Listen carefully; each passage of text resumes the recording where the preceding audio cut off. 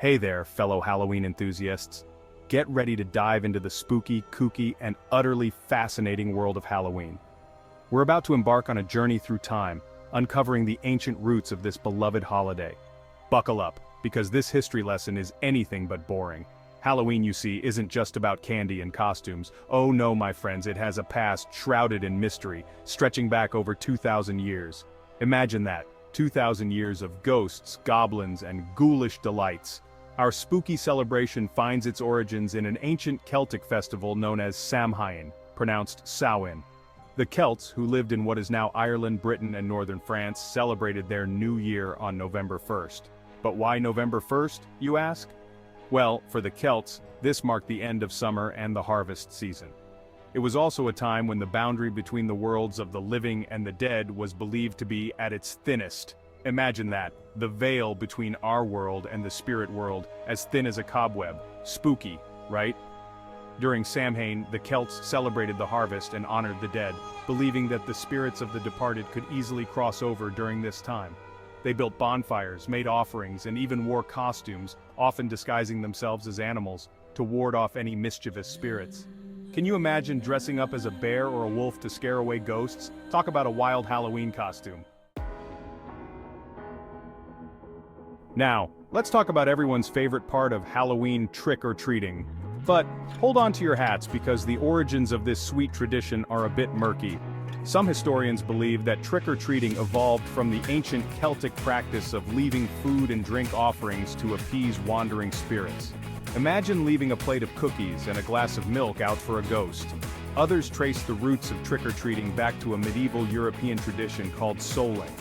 On All Souls' Day, which falls on November 2nd, the poor would go door to door begging for soul cakes, promising to pray for the dead relatives of those who gave them food. It's like a spooky bake sale for the afterlife. Over time, these ancient traditions blended and transformed, eventually evolving into the trick-or-treating we know and love today. Kids dressed in costumes, going door to door, trading spooky greetings for sweet treats. It's a tradition that has stood the test of time, bringing joy and sugar highs to generations of children. No Halloween celebration would be complete without those grinning, glowing gourds we call jack-o'-lanterns. But did you know that pumpkins weren't always the go-to canvas for our spooky creations? Oh no, my friends, the history of the jack-o'-lantern is a tale as old as time itself. You see, the tradition of carving faces into vegetables and placing candles inside dates back centuries to the ancient Celts. They believed that these glowing lanterns would ward off evil spirits and guide the souls of the dead to the afterlife. But here's the kicker, they didn't use pumpkins. Instead, they carved turnips, beets, and even potatoes. Can you imagine a jack-o'-lantern made out of a potato? It wouldn't be nearly as spooky. When Irish immigrants brought their traditions to America in the 19th century, they discovered that pumpkins, native to North America, made the perfect jack-o'-lanterns. They were larger, easier to carve, and let's be honest, much more impressive than a glowing turnip. And so, the pumpkin rose to Halloween fame, becoming the iconic symbol we know and love today. Now, you might be wondering, why do we carve faces on pumpkins in the first place?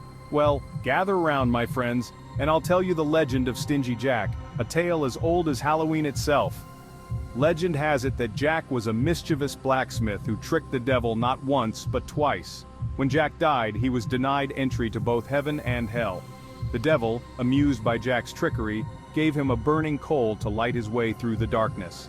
Jack placed the coal inside a carved-out turnip, creating a makeshift lantern.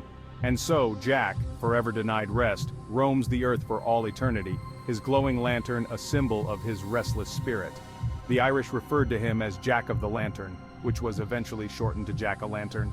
And that, my friends, is why we carve faces on pumpkins, to ward off the spirit of Stingy Jack and keep our homes safe from his mischievous ways.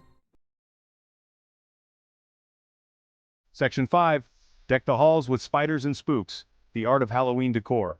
Let's be honest, folks, half the fun of Halloween is transforming our homes into spooky spectacles.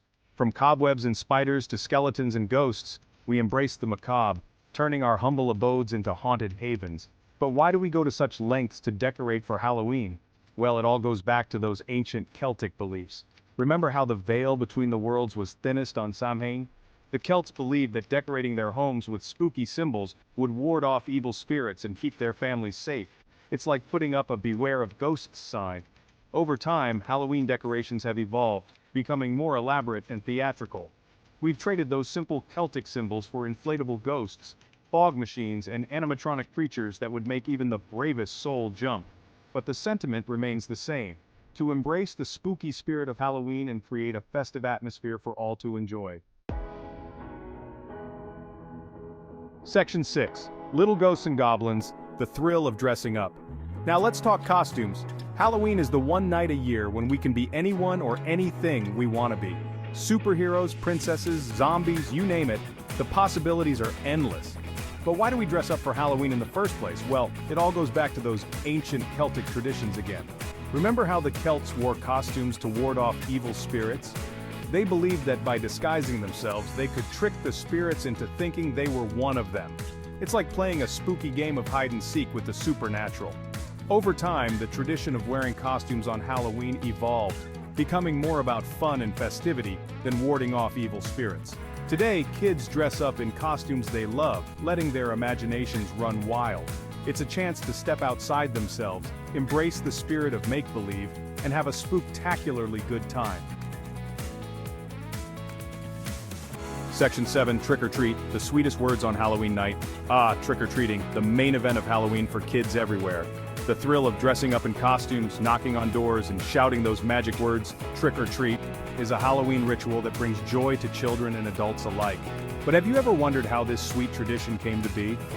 Well, as we explored earlier, the roots of trick-or-treating can be traced back to ancient Celtic and medieval European traditions. But it wasn't until the early 20th century that trick-or-treating as we know it today began to take shape in North America. By the 1930s, trick-or-treating had become a widespread Halloween tradition in the United States and Canada.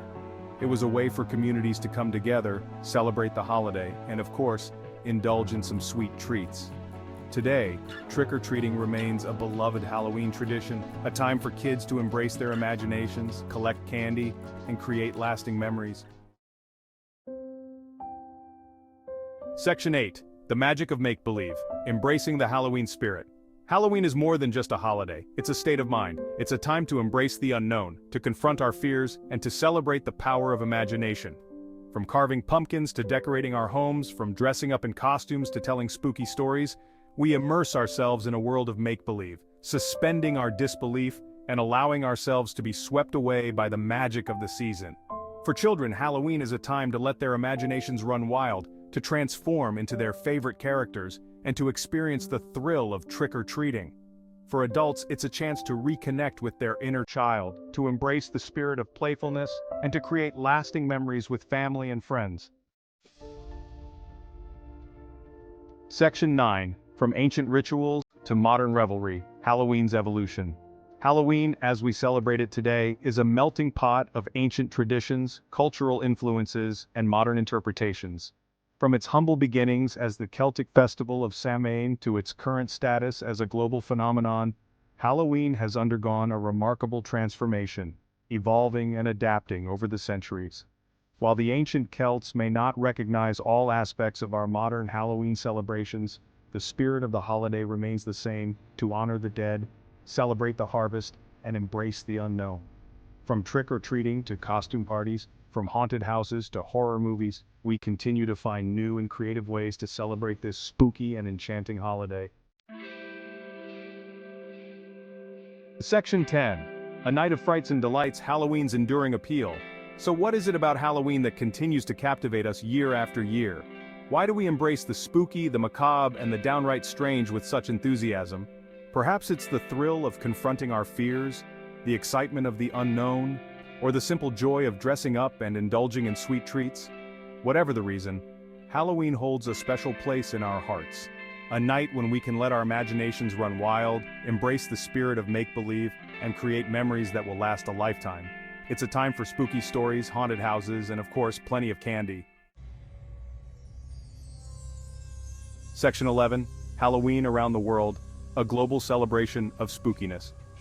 While Halloween is widely celebrated in North America, it's not just a Western holiday. From Mexico's Day of the Dead to Japan's Obon Festival, cultures around the world have their own unique traditions for honoring the dead and celebrating the supernatural. In Mexico, Dia de los Muertos, or Day of the Dead, is a joyous celebration of life and death.